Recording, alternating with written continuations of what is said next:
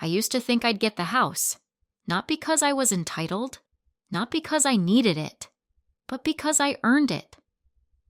It was a sturdy old craftsman on Sycamore Street, chipped blue shutters, a wraparound porch that creaked like Grandpa's knees, and a maple tree in the front yard that used to drop leaves so fast in October, Mom would threaten to cut it down every year and never did. We all grew up in that house, me, my sister Claire, and the ghosts of our family's better days. I'm Nora Bishop, 44, divorced, no kids. I'm good with numbers, bad with holidays, and invisible at family dinners unless I'm paying for something. I live in a sleek 2-bedroom condo downtown now. It's all sharp lines, brushed steel, and silence. I bought it cash 2 years after my divorce, $742,000, if you're curious. No mortgage, no mess, no man. Thanksgiving this year was at the house. Mom insisted. I offered to host. It's tradition, she said. We need the space. Translation. Claire didn't want to cook, and Nora always says yes. So I showed up with the good wine, Cabernet, Napa, 2015, and 3 pies from that little French bakery I like. I spent $168 on pastries, but Claire still rolled her eyes. Store-bought. She brought cranberry sauce in a can, didn't even take it out of the can. We were halfway through dinner when it happened. The turkey was dry. The stuffing was soggy. Dad was 3 glasses deep into something amber and expensive looking. And then Mom set her fork down with that nervous little clink, the kind she always makes right before dropping a bomb. Your father and I have decided, she said, smoothing her napkin, that we're going to leave the house to Claire. Claire didn't flinch, not even a little, just blinked and smiled like she already knew. I looked across the table, my fork hovering midair, spearing a sad piece of roasted carrot. I'm sorry. Mom blinked like she hadn't heard me. Claire has the kids, she said, louder, like I was slow. She needs stability, a backyard, schools nearby. We thought it made sense.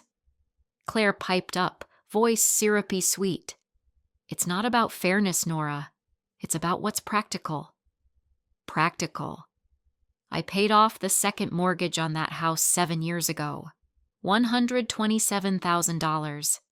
After Dad's hip surgery and the roof leak, they were in a bind, and Claire was between jobs, again, so I stepped in. I wrote the check. No strings, no interest, no repayment plan, just family. No one mentioned that. Not a word. They moved right on to dessert like it was any other Thursday. Claire asked for the biggest slice of pumpkin pie and scraped the crust off with her fork like she was too good for it. My stomach burned like I'd swallowed broken glass. I nodded. Just once. Calm. Measured. My face didn't twitch. I didn't yell or throw the wine across the table like I wanted to. I didn't say, I saved this house once. I didn't say, you treat me like the family ATM. Instead, I stood, collected the plates, and started loading the dishwasher while Claire scrolled her phone and Mom lectured my niece about elbows on the table. That night, I went home and poured myself a glass of red, the expensive kind I don't serve to family. I opened my laptop. I called in a favor to someone I hadn't spoken to since the divorce, Dale, my banker. Well, our banker, once upon a time. Hey, Dale, I said, trying not to sound like I was plotting something. Hypothetically, how hard is it to buy a mortgage someone else is applying for? He laughed. Depends. You have something in mind? I might, I said. And I've got liquid assets. He whistled low. Nora Bishop, the woman with the spreadsheets. You still sitting on that settlement money? I invested most of it. I've got about $1.2 million in cash I can move quickly. That got his attention. I told him about the house. I told him what my parents said, what Claire didn't say, and what I suspected. that Claire couldn't afford to own it outright, not without help. She made $62,000 last year teaching Pilates and consulting for a lifestyle blog that hadn't been updated since April. I'd seen her bank statements once when she begged me to co-sign a car lease. She had $312 in savings. "You think she'll need a loan?" he asked. "I know she will," I said. We made a plan. Now, here's something you should know about me. I don't do revenge. I do balance sheets. I do details. I don't scream. I adjust. The house is valued at $964,000. It's appreciated since the neighborhood started gentrifying. If Claire applies for a mortgage, she'll need to borrow at least $700,000, assuming Mom and Dad gift her some equity. Maybe $100,000 from them. The rest? She'll have to borrow. And if she goes through Pacific West Lending, she'll be borrowing from me. Dale said he could structure it so she'd never know. I could purchase the loan post-approval through a private entity. Legal, clean, invisible. I told him to do it. The next week, Claire called me. "You're gonna laugh," she said, chipper. "I'm buying the house." "Oh, yeah, it's all happening so fast. Got approved for a family-friendly loan. Low interest, 2.9%, fixed for 30 years.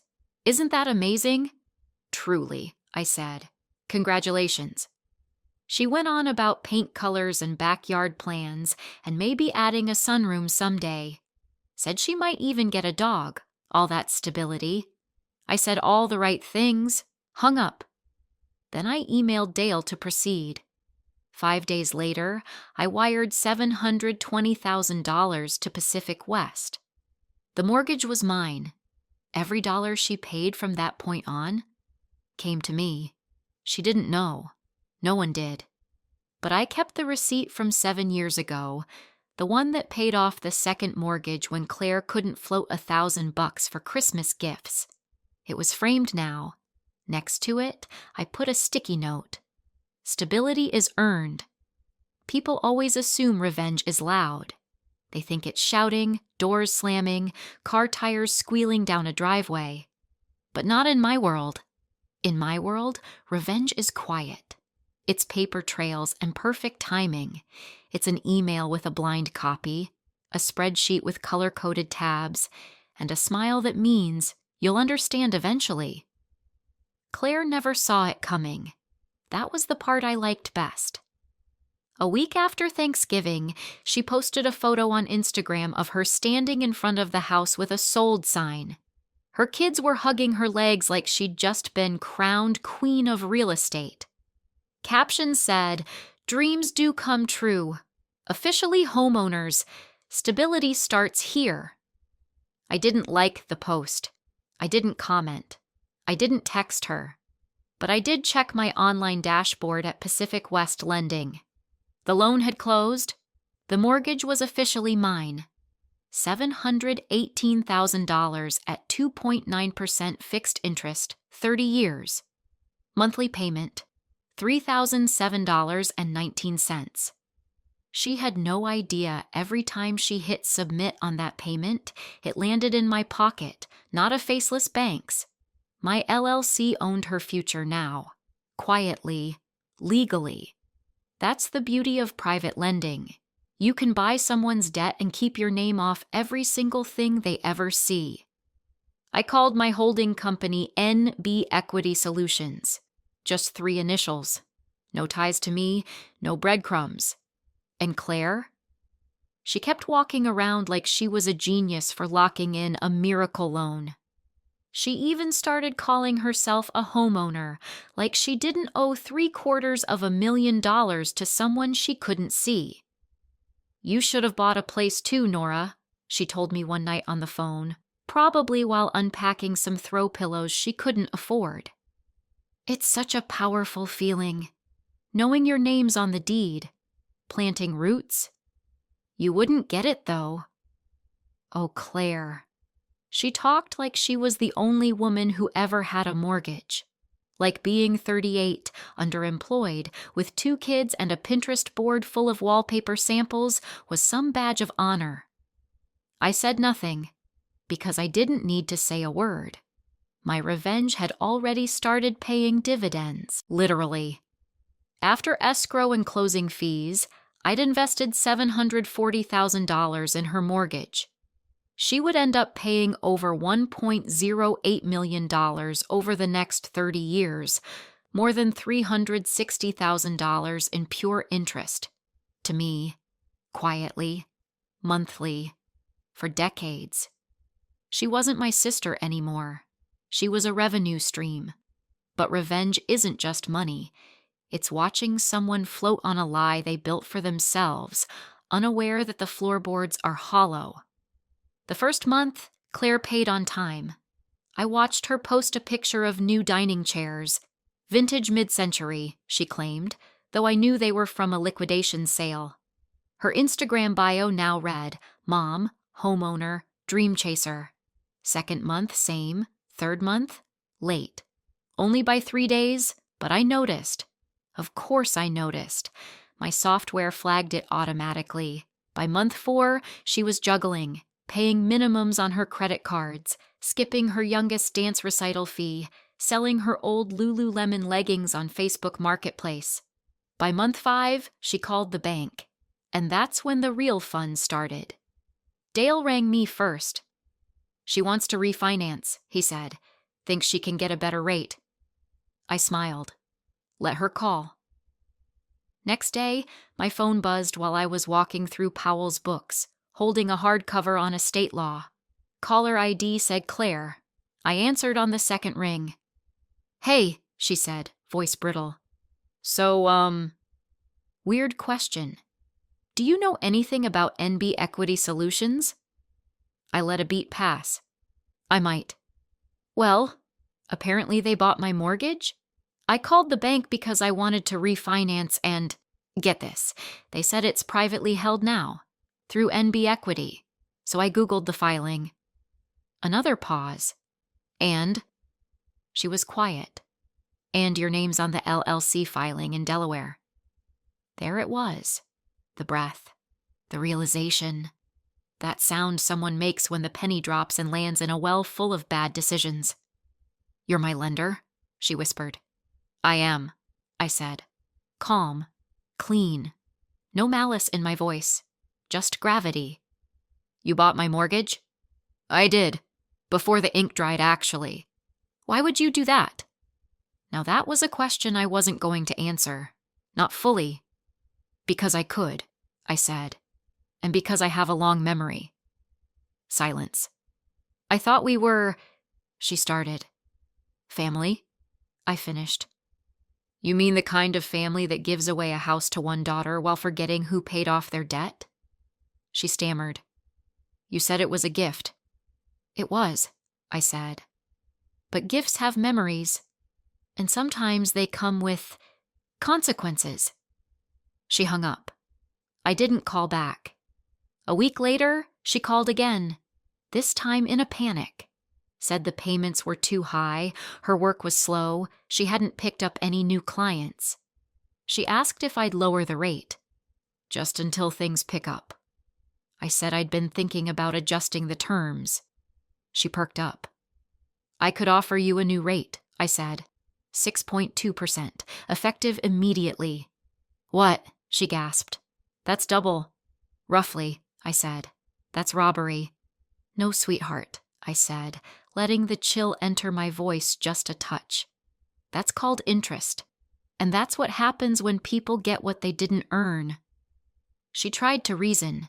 She cried a little, claimed I was ruining her life. I let her talk. Then I said, you have two choices. You can refinance at my new rate, or you can sell and walk away. You wouldn't. I already did. She didn't cry then. She screamed. And when she hung up, I exhaled, not out of triumph, not yet, but out of something older, something deeper. It wasn't about the house anymore. It was about being seen, being remembered, being respected. A week later, Mom called. Claire says you bought the house? No, Mom. Claire bought the house. I just bought the strings. She was quiet. I offered to show them the receipts from years ago. The $127,000 wire, the saved house, the silent daughter. Mom said nothing for a long time. Then, well, I guess that's fair. And that was the real beginning. Some storms don't roll in with thunder. They creep, inches at a time, unseen, unfelt. Until one day, you wake up and realize your whole life is damp and mold is growing in the corners. That's how Claire fell apart. Not all at once, but in the slow, deliberate unraveling of someone who thought the world owed her insulation from consequence. The missed payments became a pattern. First a few days late, then a full billing cycle. I watched the notifications roll in from my lender dashboard like little confessions. There was no drama, no knock at the door, just silent proof that reality was catching up with her. That first 30-day delinquency triggered the late fee clause. She ignored it. The second one? The clause that allowed me, as her private lender, to renegotiate the terms of her mortgage. Quietly, legally, irrevocably. I raised the interest rate from 2.9% to 6.2%. She never read the fine print. She never imagined a sibling might hold her to it, and that's when the panic began. But not the kind anyone could see. Number Claire was clever. She was always clever. She didn't sell her SUV, didn't downgrade her furniture, didn't take on more clients or trim the fat. No, she doubled down on appearances. New dining set from West Elm, a grateful sign on the wall above the mantel, Instagram posts of her sipping wine on the porch at sunset. But I saw the truth. She stopped paying the kids' piano lessons, canceled the family trip to Cannon Beach. The houseplants on her porch started to brown, one by one, tiny signals of neglect. Claire was slipping, quietly, carefully, like a woman trying to drown in silence. And yet, she didn't call me. Not at first. Instead, she did what people like Claire always do when faced with a challenge. She looked for someone to blame, someone to carry the cost of her choices. She went to our parents. I found out through Laura, our neighbor growing up, who ran into Mom at Trader Joe's. Said she looked worn thin, pale and anxious, muttering about family drama and loans gone wrong. When Mom called, I already knew what she was going to say. Claire says the mortgage rate jumped overnight. She's devastated. This isn't like you. But it was like me. It was exactly like me. It was like the version of me no one ever took seriously until she stopped playing nice. I invited them over, made coffee, served it black, just like Dad liked it. No sugar, no soft edges. They sat in the living room of my condo, the one I bought myself without a single dollar of inherited help. Every stick of furniture earned, every wall painted by hand. I handed them a folder. Inside, the original wire transfer of $127,000 to pay off the family's second mortgage 12 years ago. The notarized letter from Dad thanking me. Claire's original loan documents. The repayment schedule, the missed payments, the new terms, the clause she ignored, the debt she accrued. It was all there, black and white. I didn't raise my voice. I didn't cry. I just let the math speak for me. And for the first time in decades, they listened. I watched my mother scan the page with shaking hands, her mouth pressed into a thin, trembling line. My father sat perfectly still, jaw clenched, eyes burning, not with anger at me, but with the unmistakable shame of a man who'd finally remembered a debt he had no business forgetting. They said nothing. They didn't defend her. They didn't blame me. They just sat there, inside the echo of a truth they'd spent years pretending didn't exist. That was the moment I knew. They'd chosen their silence. Now they could live in it. But Claire? Claire couldn't. She raged. Not publicly, never publicly. Her brand was the struggling but smiling single mom. Her emails, though, were something else entirely. I saved them. All of them. One said I was a traitor to the idea of family. Another accused me of intentionally weaponizing privilege, as if I hadn't been passed over, gaslit, and ghosted by that same privilege for 44 years. My favorite was the one that said, "You were supposed to protect me," as if I owed her protection from her own irresponsibility. What Claire didn't know and couldn't see was that I had spent most of my adult life protecting her. From mom and dad's moods, from creditors, from her own mistakes. When she was 19 and pregnant, who drove her to the clinic? When her first husband drained the joint savings account and left her with nothing, who cut a check for her security deposit? When she moved back into our parents' home, just for 6 months, who renovated the basement so she and the kids wouldn't have to share a room? I never asked for credit. I never brought it up at holidays. I just did it. Quietly. Because I believed, somewhere deep down, that one day it would all balance out. That was the lie. And like all good lies, it took time to rot. When Claire cried to our parents, they didn't comfort her. They asked her for receipts. She had none. She couldn't explain the 3 vacations in 2 years, the designer clothes, the lease on the luxury SUV.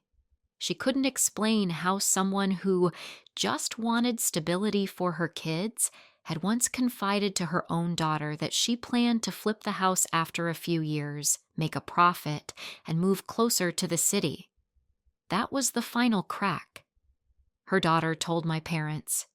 12 years old, in her innocence, she broke the whole thing open like a seed pod. It had never been about stability. It was about leverage, about positioning, about the myth of motherhood as moral superiority. And now the myth was broken. My parents called to apologize, not in so many words, but in the way older people do when pride won't let them say the thing outright. Mom dropped off a loaf of banana bread, still warm. Dad asked if I wanted help resealing my deck. That's how I knew I'd won. Not the petty kind of victory, not the fireworks and applause. No, something quieter, something stronger. Acknowledgement. The kind I'd been owed since I was 30 and signing checks they never thanked me for. Claire stopped calling. She stopped posting. The house sat still for weeks, like a stage after the final scene of a play no one clapped for. The lawn started to yellow. The porch lights burned out. Neighbors noticed. And in that stillness, I began planning the next step. The final step. Because even silence has an expiration date, and soon it would be time to open the doors to brokers, buyers, and strangers with clean credit, and let the truth finally breathe. I didn't hear it from Claire. I heard it from her daughter, Juliet. 12 years old, braces just off, still giggling at the wrong moments and coloring outside the lines on purpose. We were in line at the bakery. She wanted a lemon bar. I was buying a rye loaf, and she just said it, like she was mentioning the weather.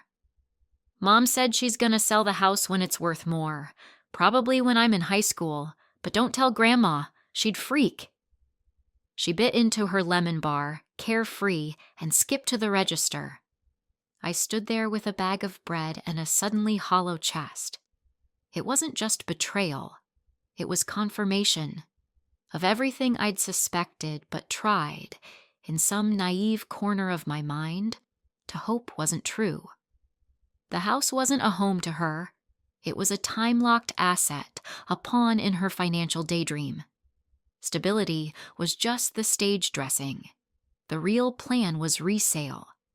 That's when something inside me clicked, cleanly, coldly, like the sound of a key sliding into a lock. She wanted to flip the house? I'd flip the script. That evening, I met with Sam Greaves, a real estate agent I'd worked with before. Sharp suit, sharper instincts. He understood the assignment before I even finished speaking. "I want it listed," I said. "Fast, full market exposure, no backdoor offers. We price high because we can, and we schedule showings immediately. Claire's still living there." He blinked. "You're evicting your sister?" I smiled. Not cruelly, just calmly. "Number, I'm selling my asset. Whether she's packed or not is up to her." We listed it on a Wednesday. The listing went live at 9:03 a.m. By 10:17, the phone buzzed with showing requests. Claire found out the way everyone else did, on Zillow. By lunchtime, the neighborhood group chat had lit up like a Christmas tree. Rumors flew. Is Claire moving? Did the family sell the house? Was this a surprise? No one knew, except me. She called me that night. I let it ring. She texted 5 times. Then came the email. Long, dramatic, peppered with emotional landmines and veiled threats.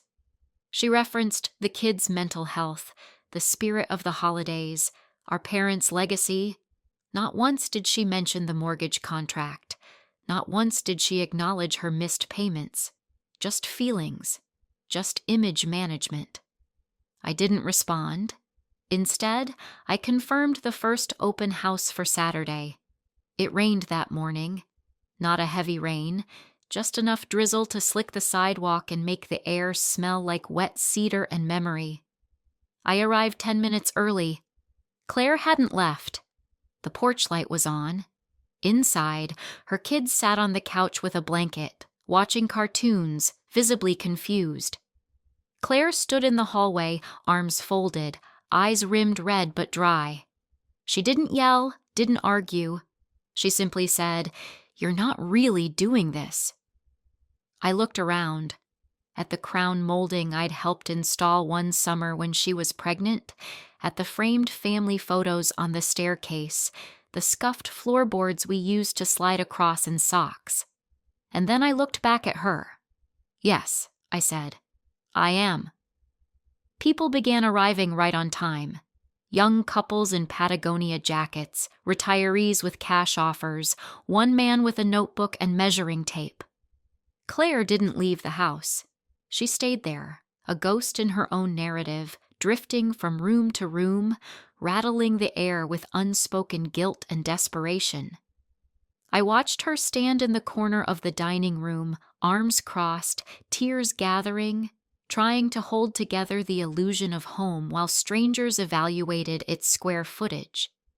At one point, she stood in front of the kitchen sink, hands gripping the counter, shoulders shaking. I stood by the front door and nodded politely to the visitors. I offered shoe covers and described the original hardwood floors. Claire sobbed in the background. I didn't blink. This wasn't cruelty. It was consequence. For every year she weaponized motherhood to shield herself from responsibility. For every holiday where my seat was an afterthought. For every time she looked past me, through me, around me, as though my role was to observe, to support, but never to own anything of my own. This was not revenge. This was balance. A week later, we had 5 offers. 2 above asking. 1 cash. I accepted the cash offer. Closing was quick. The buyer wanted to remodel, remove the old fixtures, gut the kitchen, start fresh. Claire had 30 days to vacate. She cried again, this time to my mother. My mother, who listened quietly and said, "You'll have to figure it out, Claire. We can't fix this for you." I found out later that Mom offered to let her and the kids move in temporarily. Claire declined. Too proud, too embarrassed, too cornered by the truth she had spent years avoiding. She ended up renting a townhouse 15 minutes away. It had no porch swing, no garden, no fireplace, just beige walls and thin carpet. 3 weeks after the sale, I mailed her a card. White envelope. No return address. Inside was a single sentence, printed on cream cardstock. Family first until they put you last. She didn't reply. She never would. And that silence, at long last, was golden. The house closed on a Wednesday. A notary met me at my office with a clipboard and a pen. I signed the last form, handed it back, and walked out without ceremony. No one clapped, no champagne, just the quiet click of a door closing behind me and the steady grounding sound of heels on tile. The wire transfer hit my account 3 days later. 6 figures, neat and clean.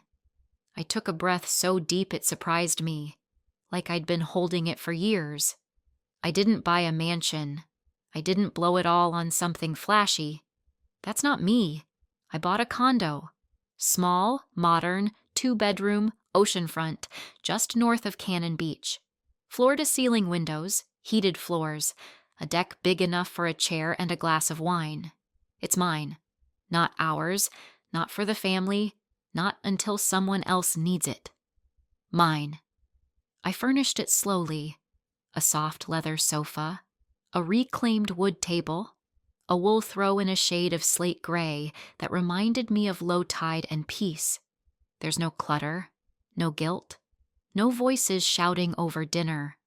Just the hush of waves and the soft groan of timber beams as the sun sets and the wind shifts. Claire never thanked me, not for the years I covered for her, not for the months I subsidized her lifestyle, not for the silence I kept when she twisted the truth. But she did move. The townhouse she rented is nice enough. Cookie cutter, clean. She rents it from a retired couple who don't care about legacy or childhood memories, just that she pays on time. The irony isn't lost on me. She has a landlord now. She never replied to my card, the one I sent after the sale. Just one sentence, no signature. Family first, until they put you last. And really, what else was left to say? I don't see her much anymore. Holidays are quieter, tighter, smaller, but they're lighter too. I spend more weekends at the condo than I thought I would. I've started painting again. I keep a kettle on the stove and a stack of good books by the bed. I haven't felt this steady in years. Turns out, peace doesn't announce itself with a fanfare. It just arrives and stays. If this story hit home or made you feel something real, don't forget to like the video, leave a comment, and subscribe to the channel for more powerful, unforgettable stories.